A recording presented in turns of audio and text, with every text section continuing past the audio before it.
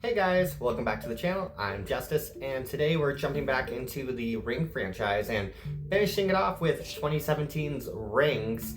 And good God, I am so glad to be done with this franchise because this final entry, at least for the American side, plays more like a CW pilot than the horror movie that it was supposed to be. And trust, we are going to fully get into that. Many of the choices that were made in this film are very questionable at best, and that tracks because from what I could tell, it seems like this movie was just a step away from being caught in production hell.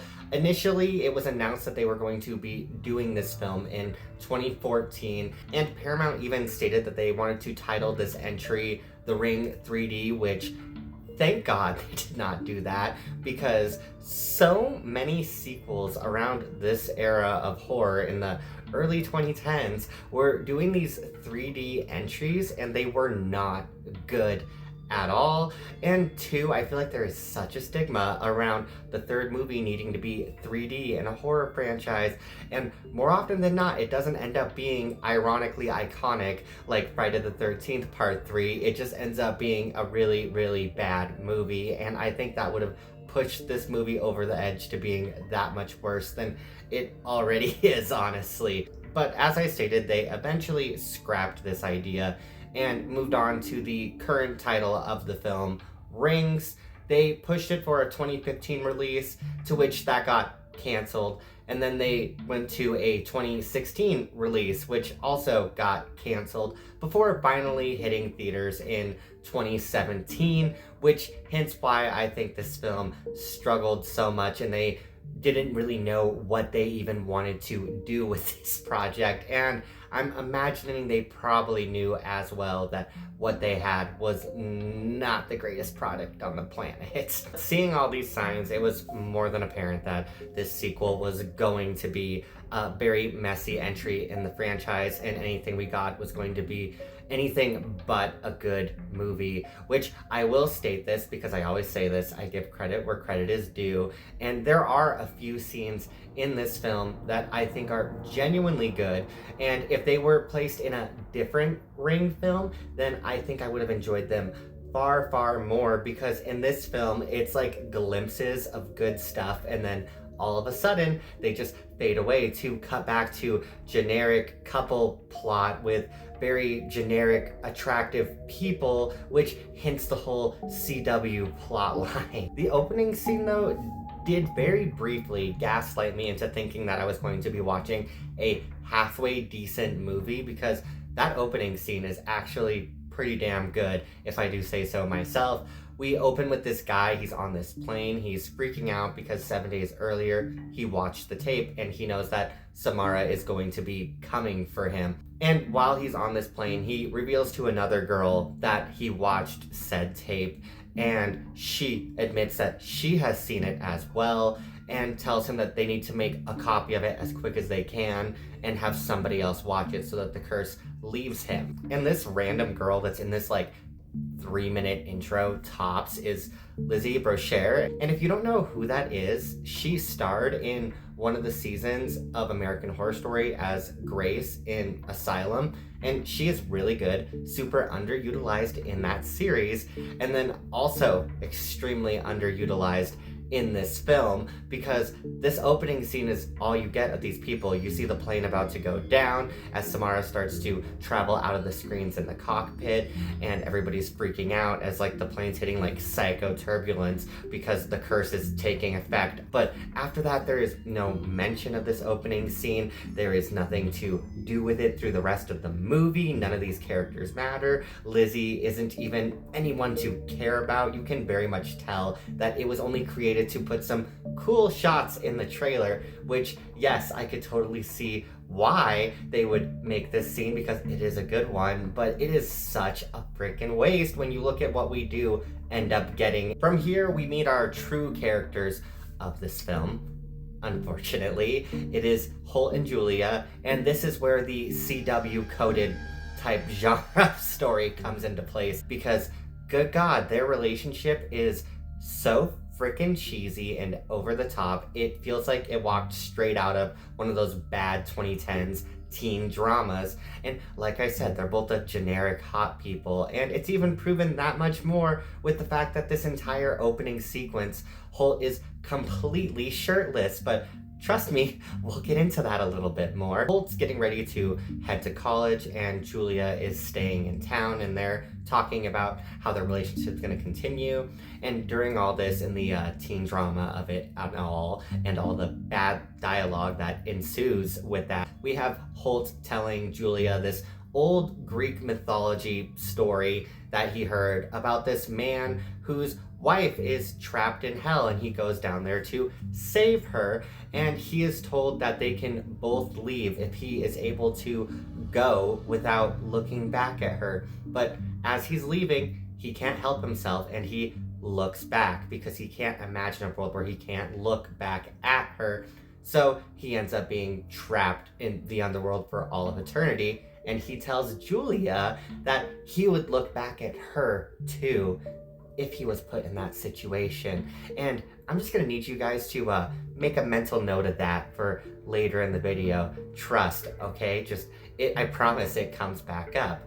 But as Holt is leaving for school, he is getting in his dad's truck, and even his dad comments on the fact that his son is shirtless right now. Where the hell's your shirt? Like, God, Dad, get off my back. I'm trying to disguise the fact that this movie has really bad dialogue and no plot. God. It's after Holt goes to college, though, that the true plot of this film kicks off. Julia is noticing that he's being a lot less present with her, and after getting a strange video call from this strange girl whose face is distorting on the camera as she's talking to her, she drives down to the school and discovers that Holt was in this class with this professor who was doing scientific research on the phenomena with Samara and people watching the tape, and he was having all of these students, including Holt, watch it and then having someone else tail them so that the curse wouldn't kill them. And it was all supposed to be stuff apparently to be able to understand the afterlife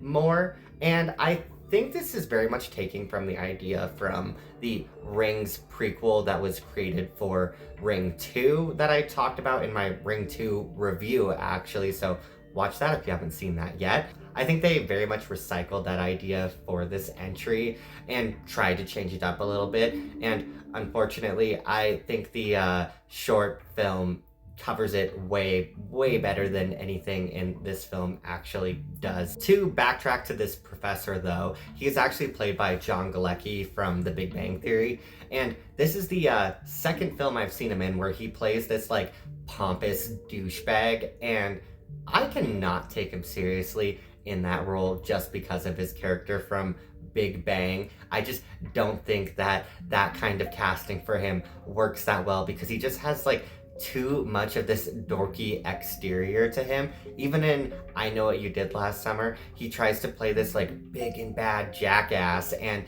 it just doesn't work for him. But we'll move on from that.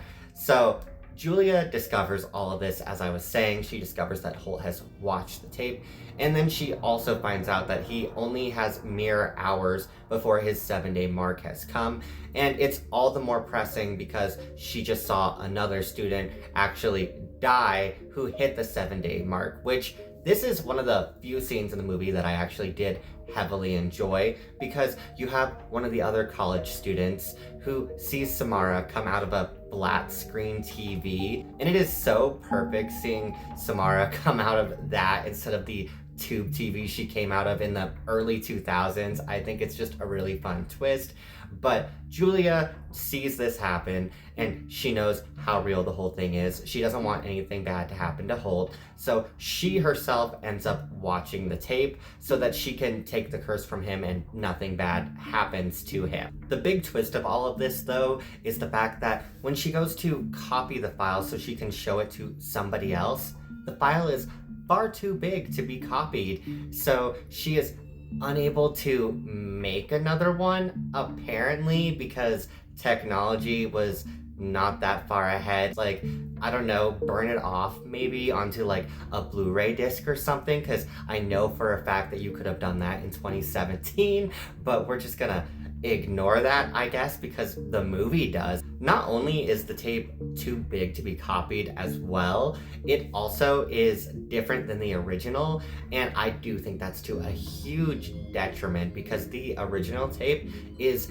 so damn good and so damn creepy, and yes, is admittedly cheap and kind of has like a student film aesthetic to it, but that's like a huge part of the charm with that. This version just feels cheap, big studio produced, and like way too crisp and shiny. It loses like that natural edge that the original one had. So I don't know if anybody else felt that way watching it, but you should let me know if you liked the new video. But for me personally, I don't think it even holds a candle to what we even originally saw in the first film. The investigation into this tape though, and trying to save Julia, leads into us seeing more of Samara's backstory.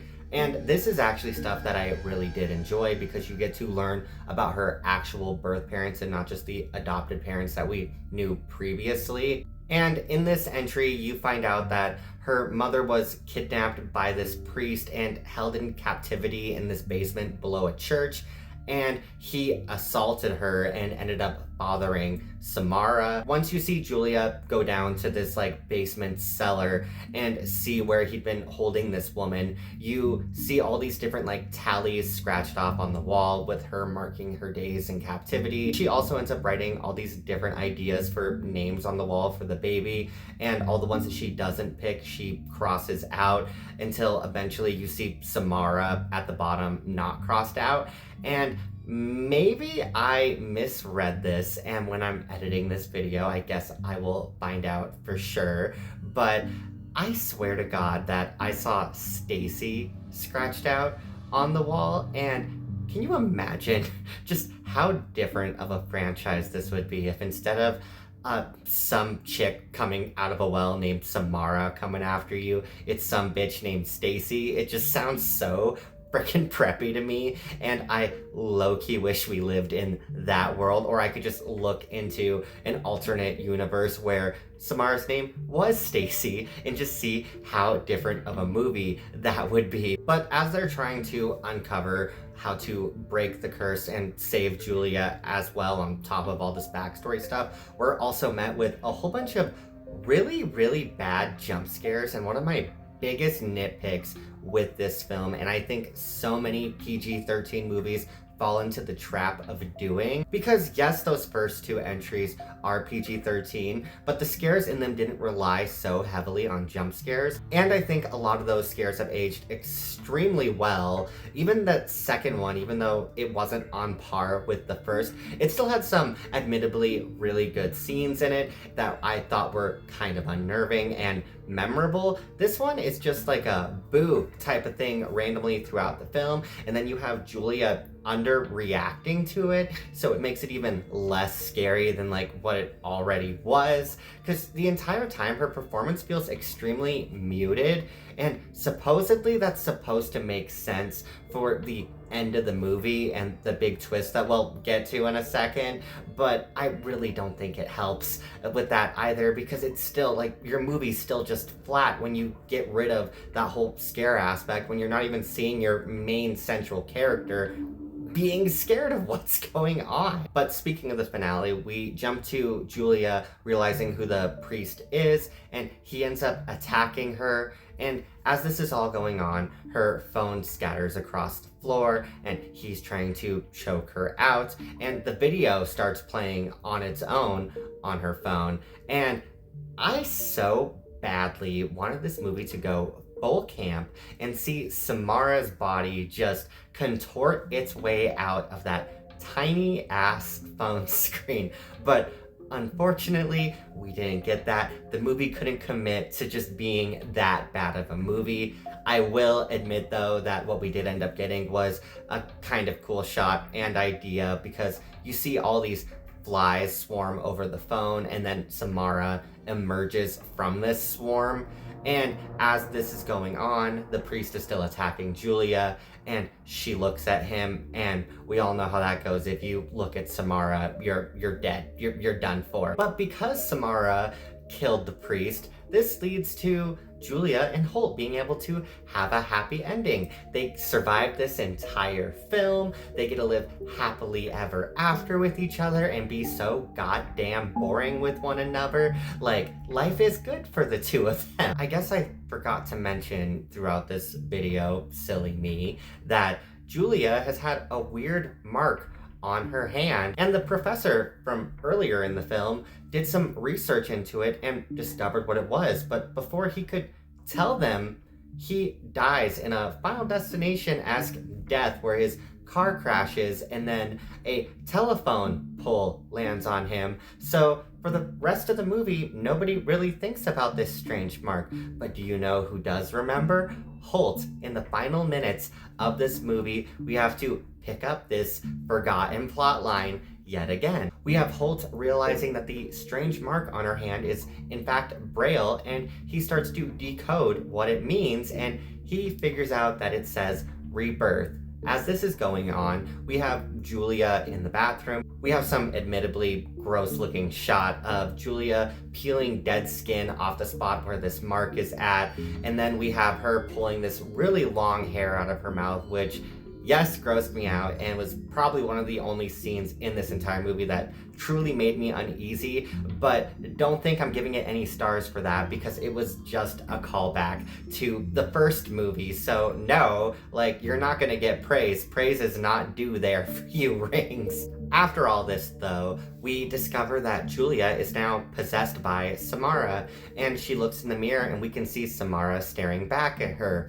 And back in the bedroom, we have Holt seeing the computer glitching out and mass sending the video to all these people, now making Samara's curse way bigger than ever, and then the movie cuts to credits. Now, remember how I told you guys to remember that stupid scene with the Greek mythos? This is where this is going to come into play, because there's an alternate ending of the movie where it continues from that scene, and we have Holt sitting in front of the computer. And I forgot to mention this too because it's important for plot purposes, yet again, that the sexy man is shirtless. But moving on, we have him sitting in front of the computer, and the possessed Julia comes down, and Samara talks through her and tells Holt not to look back. And Holt does exactly what he said he would do at the beginning of the movie. And this dumb fuck looks back, and of course, in those final moments, he dies.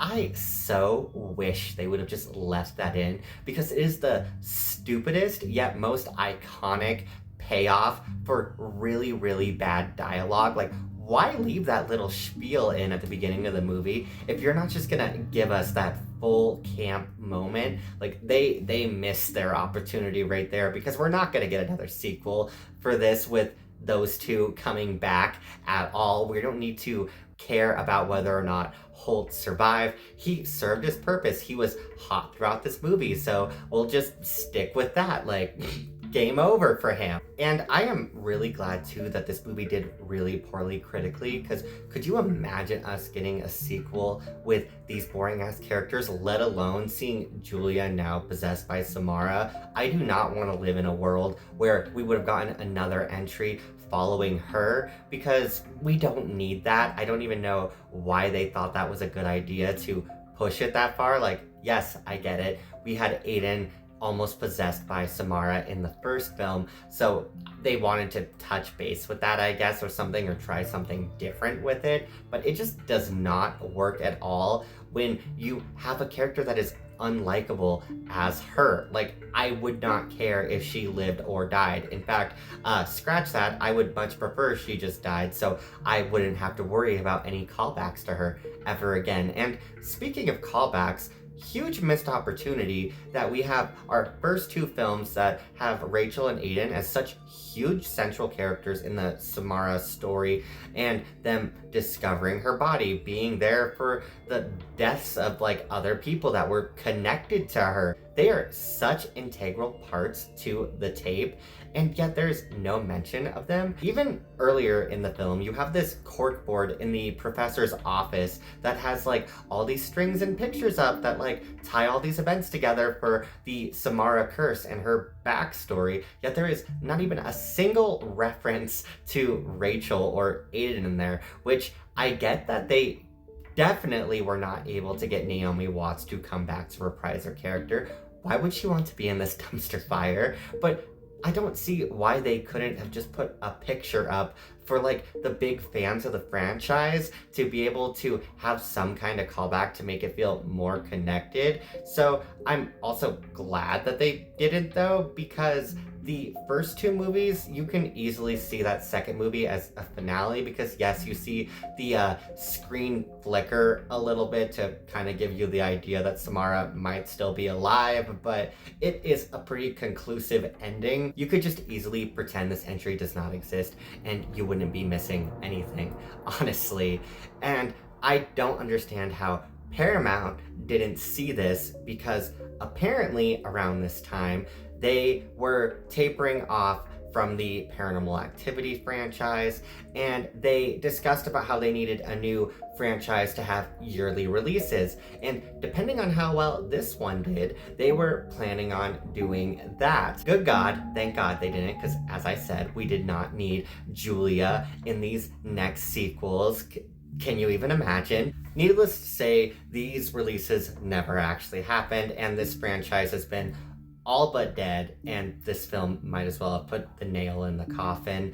The only thing I can say is yes, it may be dead here in America, but apparently the Ring franchise is still going strong and fighting the good fight back in its home country, because the most recent sequel released over there was back in 2022, Sadako DX, which is apparently this very campy comedic take for the Samara story. They even give her a J-pop theme song in that one that even has a music video, and you can just not make this shit up, man. Overall, Rings feels more like a teen drama rather than a good follow-up and conclusion to this franchise, especially with just how iconic that first film is. This entire movie is wrapped up with like all this bad dialogue, all this bad CGI, and poor jump scares. And what makes it more frustrating too is hidden through all of this garbage,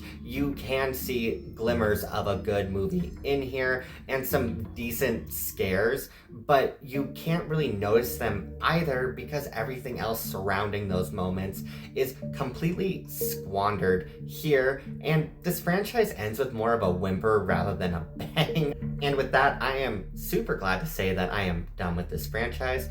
No more cursed tapes, no more Samara. Anyways, you guys should let me know what you thought of Rings 2017. Did you have similar thoughts to me and think that this movie just did not work? Or did you actually enjoy it and find some dumb fun in it? You should let me know that in the comments down below. And two, if you guys have any ideas for the next franchise that you want me to cover on this channel, you should let me know that too. I have a couple ideas in mind right now. I'm still thinking of covering The Strangers here soon. And then just recently, I started to reread the Stephen King novel Carrie. So I'm considering on covering that franchise next, because Carrie is easily one of my all-time favorite franchises and one of my all-time favorite Stephen King stories, if not my favorite altogether. So if you guys would like to see that, you should let me know. Or if you have other ideas for franchises you want me to cover, let me know that too. I would love to hear them. And if you guys are new here too and you haven't seen my videos before and you want more content in the future just like this, then I would love to have you on the channel. I cover everything and anything horror here. But anyways, with that all out of the way, this has been Justice, and I really hope to see you guys on the next one. Take care.